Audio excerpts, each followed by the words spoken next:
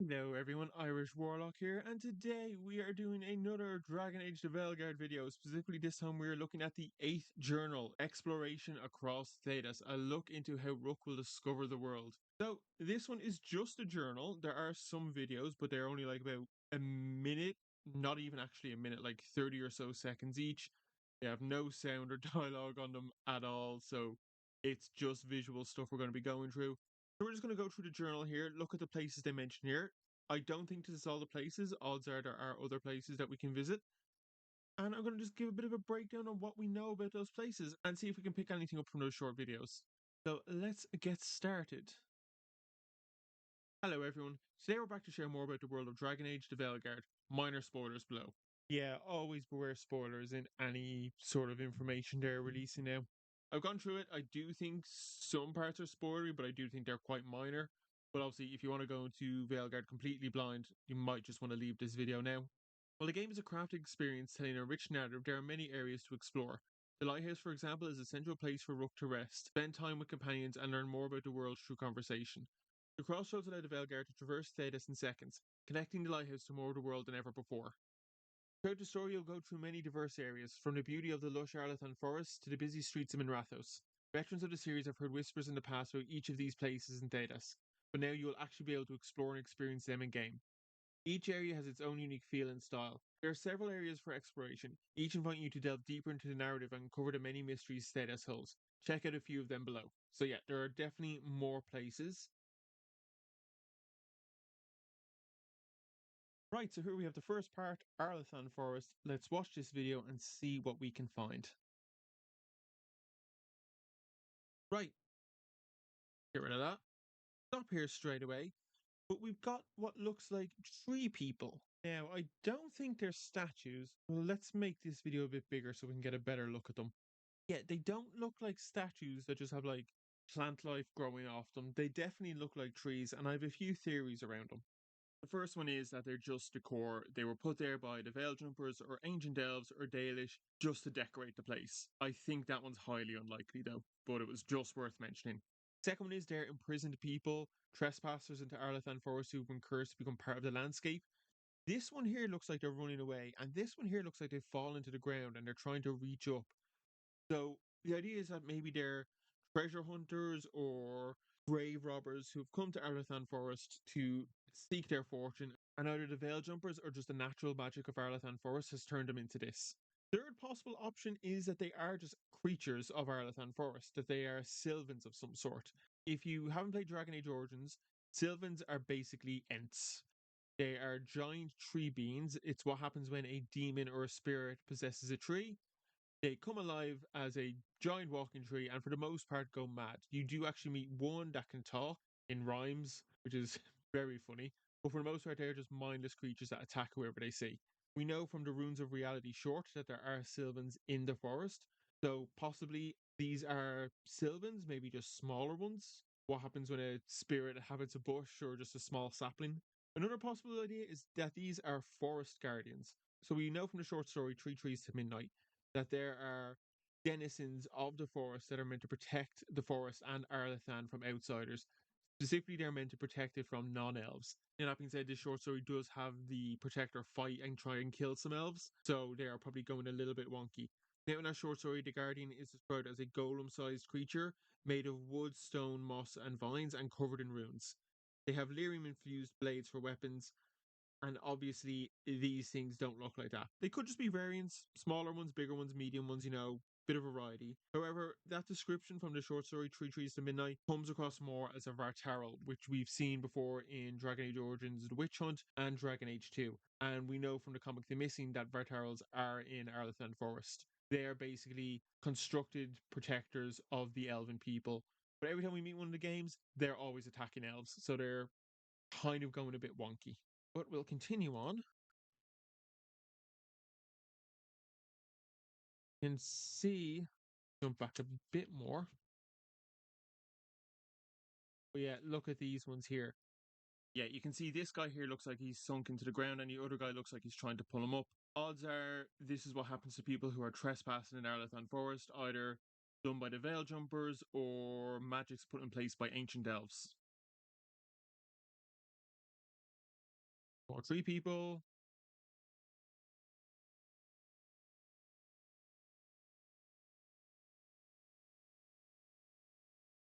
Right, so despite Arlathan Forest supposedly being abandoned and nobody living there, although we do know people live there, you can see an example here of civilization from this structure.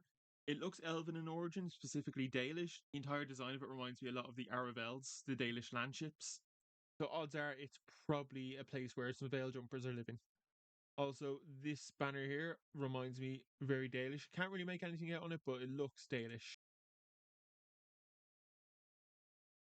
And finally, we've got these statues here. Obviously, the Veil Jumpers didn't build them. The Dalish didn't build them because the Dalish never lived in Arlathan Forest properly. They lived in the Dales. So these are obviously ancient elven in origin. The armor does look a little bit like the pre-order elven armor for Veilguard, so that could be them. So I think it's safe to say that these are some ancient elven statues.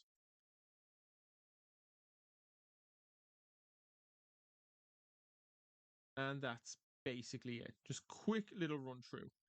Arlathan Forest. Ancient magic and powerful artifacts reawaken, and reality thins across the woodlands that once held the heart of the Elven Empire. The Veil Jumpers, masters of ancient elven magic, seek to stabilize the region and keep reality from crumbling. So, Arlathan is quite messed up now. To give a bit of a history to Arlathan, it is located in the eastern parts of the Devinter Imperium and used to be the location of Arlathan City, which was the capital of the old ancient Elven Empire. Whether the Evanurus themselves actually lived and ruled from here, or just one of them ruled from here, most likely Elgarnon, we don't know. We know Mythal had her own place in the Arbor Wilds in southern Orlais, so possibly each of the Evanurus actually had their own place to call home. And we do also know that Arlathan Forest is known as Andrul's Forest, and Andrul is the Evanurus of the Hunt. So odds are maybe Arlathan City is also hers, but with it being the main city of the ancient Elven Empire, it feels like it would belong to Elgarnon, or it would be a place for all of them. Now, Arlathan Forest has apparently been abandoned since 957 Ancient, which is very close to 2,000 years.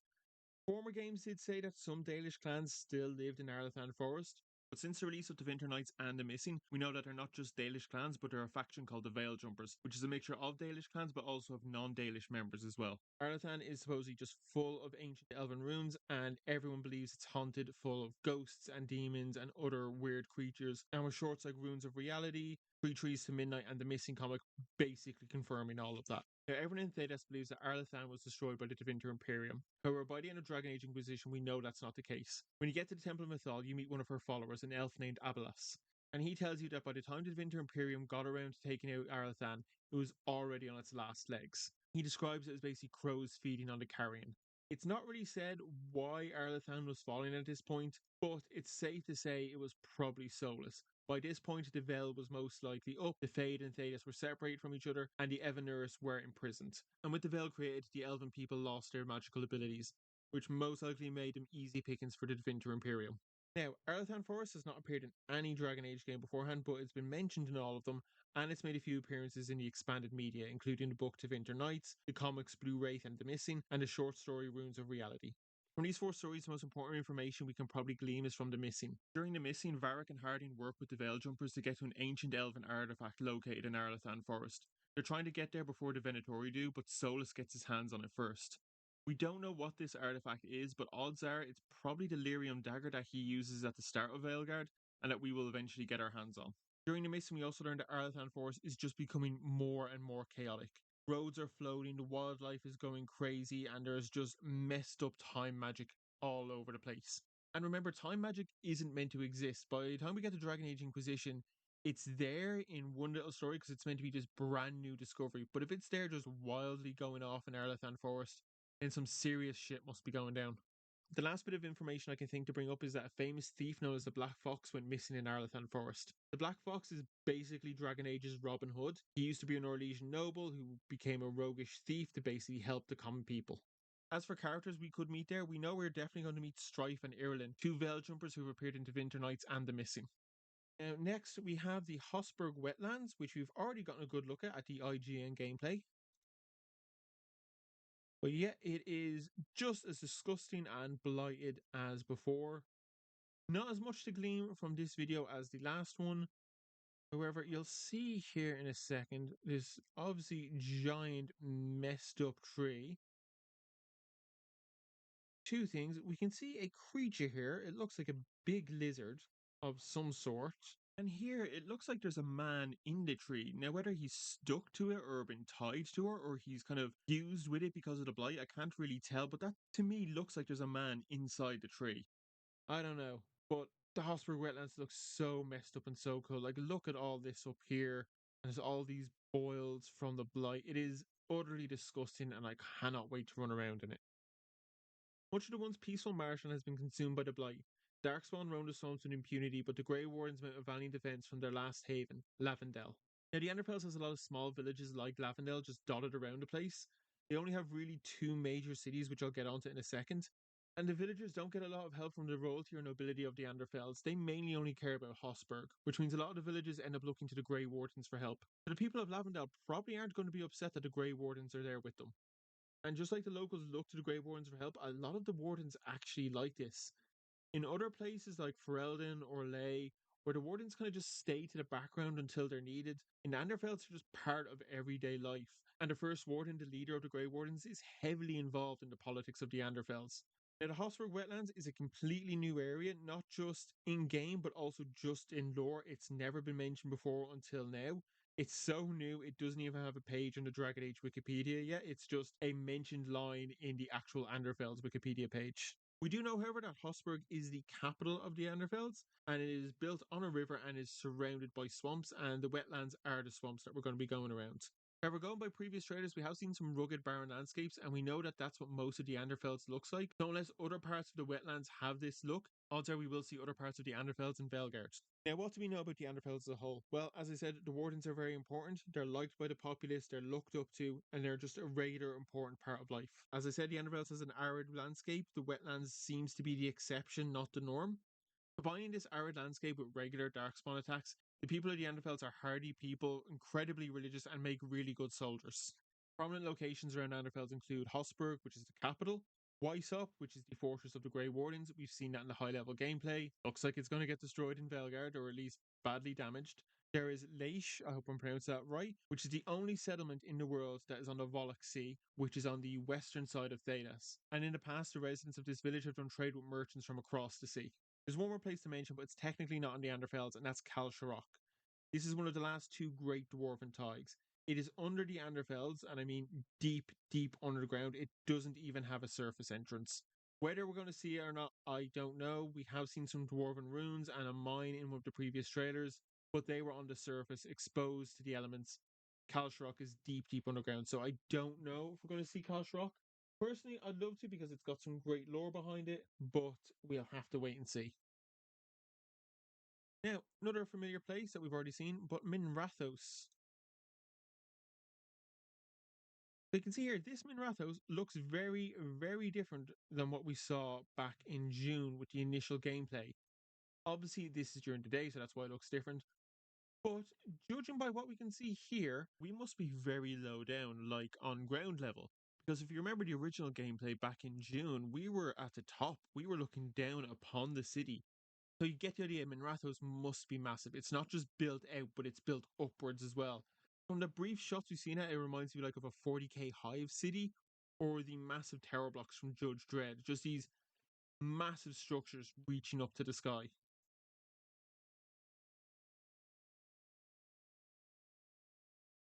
You can also see now there's not a lot of the glowing magical signs. You'll only see one here just there. Whether that's because this is the daytime or we're just in the lower parts of the city, so there's less magic around. But I thought it was worth mentioning only one neon sign there, where in the other video there just seemed to be a lot everywhere. You can also see here, this is a very cramped alleyway. It's got the bridges going back and forth that you can see. It's dingy, it's dark. My guess is we are in the slums, or we're at least where the lower classes live. Alright, let's move on. Minrathous, capital of the Devinter Imperium. The Venatori wield corruption as they try to turn the Empire's heart to their own dark purposes. Really? I think the Imperium probably turned its heart to dark purposes a long time ago. It would be better to say there's people like Dorian and Mayvarus who are trying to pull it in the other direction. But alright. Yet the people resist, with the rebel shadow dragons leading the charge. I wonder what Dorian and Mayvarus' relationship to the shadow dragons will be. Are they members? Are they kind of somewhat allies. Maybe the Shadow Dragons don't like them because even though they're trying to do the right thing, they're still part of the upper class. It'd be interesting to see. But what do we know about Minrathous? Well, Minrathous is the capital of the Imperium, and at one point it was basically the capital of the world when the Imperium ruled all of Thedas. It is one of the oldest cities in the world and is basically built by and runs on magic and slaves. It's been sieged many times by Andraste, Darkspawn, Cunari, and the Chantry, but it never fell. Even during the Cunari Wars, when most of northern Thedas was under the control of the Qun, Minrathous never fell. This was probably helped by the fact that one, it's got very impressive walls, two, there's just a lot of mages there, and three, it's got two giant golems that guard it, which are called juggernauts. And those golems were gifted to the Vinter Imperium from the dwarven people because the dwarves and the Vinter Imperium are very close with each other. Yeah, by the time we get around to the Dragon Age, there is mass inequality between the classes, and Minrathous is full of refugees fleeing the Qun. Now, like Arlathan Forest, Minrathous has never appeared in a Dragon Age game, but it has appeared in Winter Nights and The Missing. In Winter Nights, it appeared in 3 short stories. The first short story was called Look in the Gardens. This followed a member of the Lords of Fortune who'd been hired by Dorian to kill a creature which was attacking the people of Minrathous. The second story is called The Streets of Minrathous, and it follows Neve as she tries to stop a Venatori cult from summoning a demon. And the final short story is called Half Up Front, and that follows another member of the Lords of Fortune as she tries to pull off a heist from the Archon's palace. The Archon is the ruler of the Devinter Imperium, so as you can imagine, probably pretty difficult to try and heist his home. Now, the comic The Missing ends in Minrathous, and it sees Varric and Hardy meeting Neve and helping her stop some Venatori slavers from capturing some freed slaves. And this is probably the last thing that Varric, Hardy, and Neve do before they meet Rook and the events of Veilguard take place. We know that at some point Solus had a base in Minrathous, and we will come across in the early stages of Veilguard. And finally, in the release date trailer, we see Solus in his Dreadwolf form fighting against a dragon, which is most likely Elgarnon. So I have a few places that I think we could come across in Minrathous. There's the Archon's Palace, which I've mentioned previously. It's where the Archon, the ruler of the Devinter Imperium, lives. There's the Argent Spire, where the Black Divine lives. The Black Divine is the leader of the Imperial Chantry, and the Imperium has its own version of the Chantry when compared to the rest of Thedas. There are the catacombs, which are beneath Minrathous, and apparently it's used to hold vast quantities of food in case of a siege. There's a Circle of Magi, which we've actually seen in some of the videos. It's that giant circular flying building. It was formerly the Templar of Razakil, who was one of the old gods. Also, Razakil is one of the old gods that has yet to come back as an archdemon. And since we know the archdemons are going to appear in Veilguard, we know we are going to see him there. Minrathous also has a dwarven embassy, which is underground and is supposedly one of the wonders of Thedas. And it has an area called Docktown, and this is an area that we know we are going to visit in Veilguard. As for characters we could see, we know we're meeting Mayvaris Solani at some point. If there's anywhere she's going to be in Minrathous. Dorian as well, most likely if he appears, this is where he's going to be. I'm still crossing my fingers that we're going to see Fenris at some point in Veilguard, and I think if he's not running around the countryside of the Vinter Imperium killing slavers, he's probably going to be here killing Venatori. Now, next up, we have Rivain, tropical paradise of Thedas.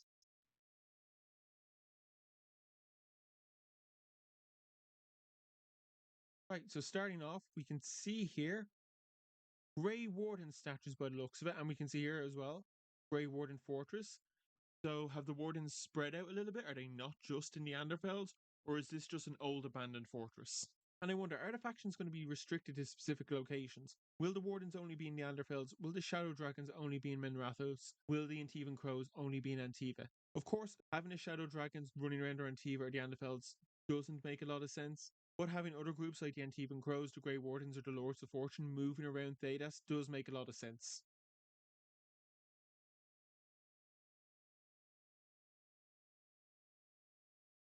Now, looking at this green statue here, two things come to mind. Firstly, the red ropes wrapped around it do remind me of the Canary. I don't know why, I can't really compare it to anything, they just give off a very Canary aesthetic.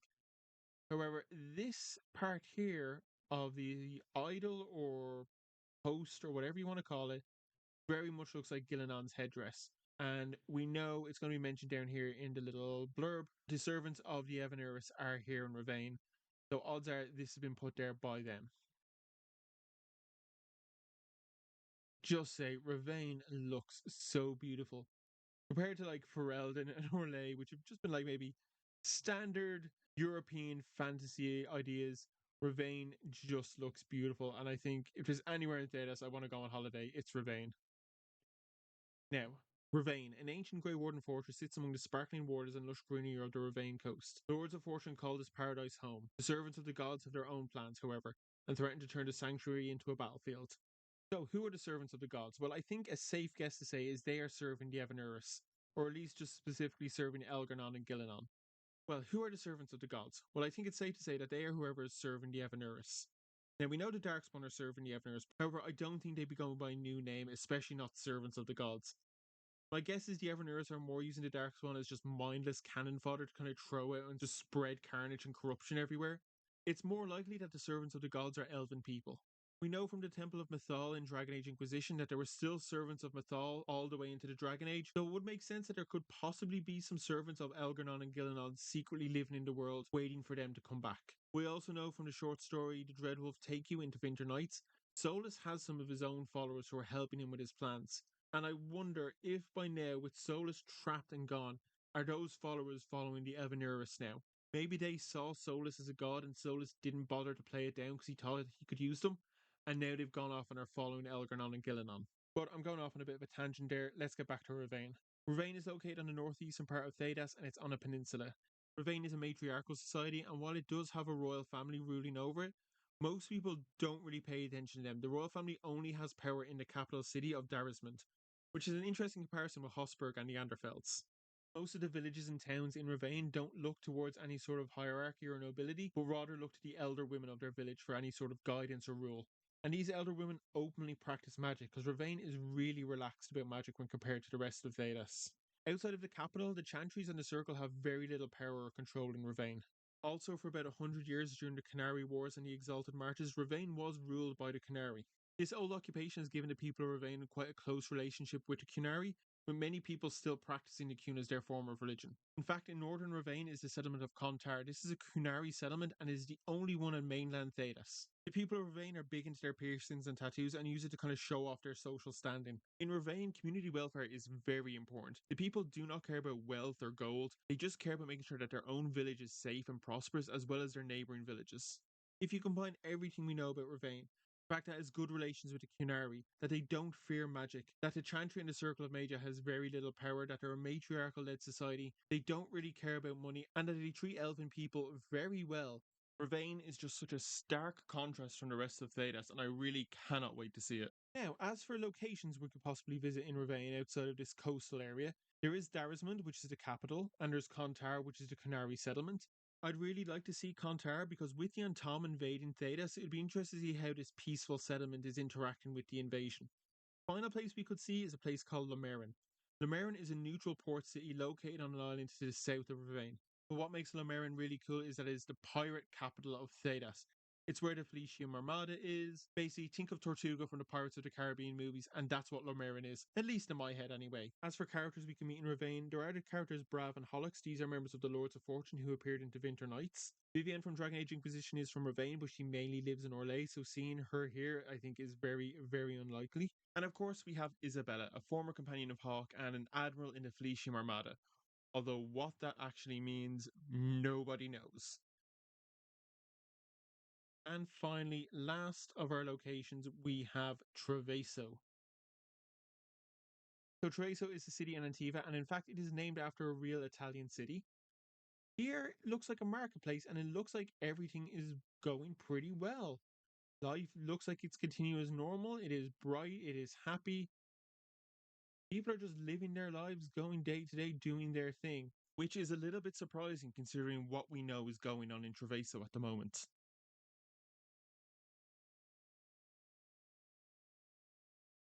Treviso, a merchant city known for the beauty of its canals and the deadliness of its assassins. Treviso is under Antam occupation, a state of affairs that sits poorly with the Antivan Crows. Yes, the Canary have full control over Treviso, and they've had it for quite a while, at least a few years. The fact that we can just see people going about their day, doing their thing without Canary looking over them is quite surprising. Now, this could just be edited for the video, this could be just a very specific shot, we don't know. Perhaps when we eventually come here in Veilguard, there could be Canary everywhere overwatching the place and keeping everyone in line, but at the moment, we don't really know. As with all the other locations, Treviso has not appeared in game, but it has appeared in one short story, As We Fly. This short story follows a bunch of Antivan crows as they attempt to assassinate a leader of the Canary occupiers. And the Antivan Crow characters have appeared in the Missing comic, and I think it's very likely we'll see them in Veilguard as well. Treviso is very important to the Antivan Crows. It is their home. This is where they originated from. The Crows started off as a group of monks who poisoned the corrupt ruler of Treviso. So Treviso is incredibly important to them, and having it occupied by a foreign power really wouldn't sit well with them. So it makes a lot of sense that they're fighting back, and odds are the storyline for Treviso will probably be us helping the Crows get rid of the Canary. Also, there's a good possibility that we saw Treviso in one of the earlier trailers, specifically the release day trailer. You can see Rook and some of their companions making their way through the streets of Treviso, and what looks like Gillenon sitting atop some building overlooking what looks like some sort of battle. And this isn't the first time that we've seen Treviso be occupied by the Canary. During the Canary Wars and the Exalted Marches, Treviso changed hands between the Canary and the Chantry forces multiple times. As for characters we could see in Treviso, we do know Ilario Delamonte lives here.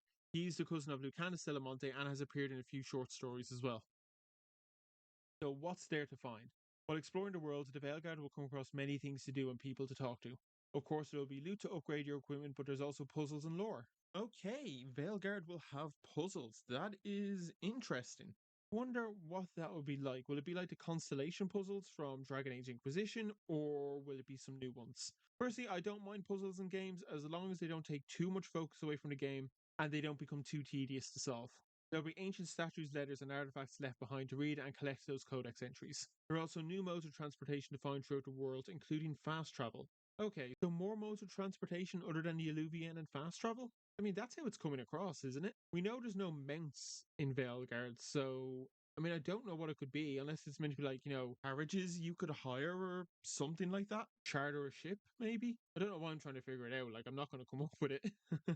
There'll be new ways for your companions to interact with the world as well, with specific exploration abilities. We've seen these already. We've seen an exploration ability already. In the IGN 22-minute gameplay, you could see Rook use the Lyrium dagger to summon a Asan out of the sky to clear some blighted corruption from his path. And this is obviously Davran's exploration ability. For example, you may come across some ancient elven artifacts for Bellara to tinker with while you explore through Arlathan.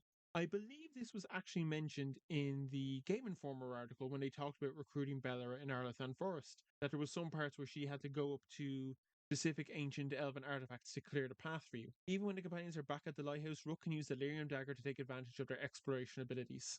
Yet, we saw this in the 22-minute gameplay video because even though Rook used Asan to clear the path, Davran wasn't with them at that time. I really like as well that you don't have to have your companions with them. You just have to have the Lyrium dagger. Means you don't have to be doing a lot of backtracking, going back to the lighthouse or another point to just swap out your party, just because your path is blocked and you need a specific exploration ability to get through it. You may also spot companions out and about interacting with the world on their own. When heading to Treviso, we recommend finding Lucanus and enjoying a cup of coffee together. Yeah, we've known about this as well. You can just run around the world and your companions can just be out and about doing their own thing. We kind of saw this in the IGN 22-minute gameplay as well. Rook was going along with Harding and Nev, and they found Davran out and about ready to start his personal quest. But that one was a bit more related to Davran's personal quest because Rook was like, hey, you go on ahead and I'll see you there. But I get the impression from this and other stuff as well that we can just be running around Minrathous and Nev will just be standing there doing her own thing and we can interact with her, talk with her, and possibly start off helping her as well. The Lighthouse.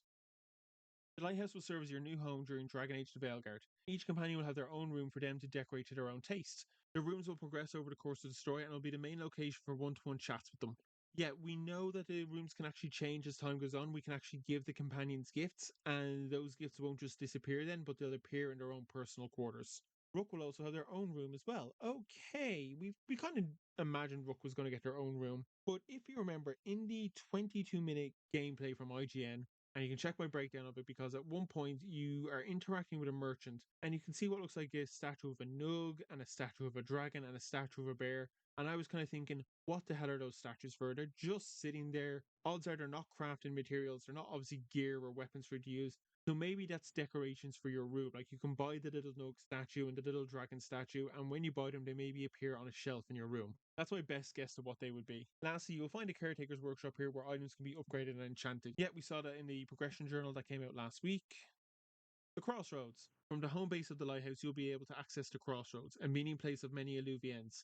This area will serve as the main connection from the lighthouse to the rest of Thedas, as well as lead to a lot of side content. The caretaker will act as a guide throughout this area, ferrying the party to different islands in the Fade. Additionally, there will be more puzzles to solve in this area and even some extra missions, but we'll leave those shrouded in mystery to discover on your own. We recently held our in-person preview event with content creators and press, so keep your eyes out for interviews and coverage in the coming weeks. While you're waiting, don't forget to check out our podcast, Dragon Age Vows and Vengeance. Chat soon, the Dragon Age team.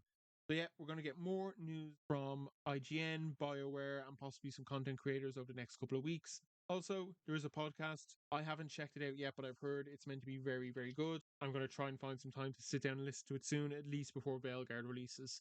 But with regards to the journal and what we've gone through here, what do you guys think of these locations? Which place do you guys want to go to most? For me, it's Minrathous, Rivain, and Treviso are the three that I really want to see. I love urban environments in any video game, especially in RPGs, because I think that's such a great way to experience the world is through urban environments. It's why I will defend Dragon Age 2 till the day I die, because I really think Kirkwall is such a great location for a game. As for Rivain, as I said, it's a tropical paradise. What can you not love about it? Also, what do you guys think is going on with Kontar in Rivain? Are the Tom there? Are they ruling it, or is it peaceful? Who do you think the servants of the gods are? Are they elves sworn to Elgarnon and Gillanon? Are they Solus's old followers who are now gone off to serve the new Evanuris? What do you guys think? Let me know your thoughts down in the comments below, guys. And if you did like this video, do please give it a like and a comment, because it is really appreciated and it will really help the channel grow. Also, don't forget to check out all my other content about Dragon Age the Veilguard and subscribe to the channel to stay up to date on all of my content going forward. And I shall see you all next time.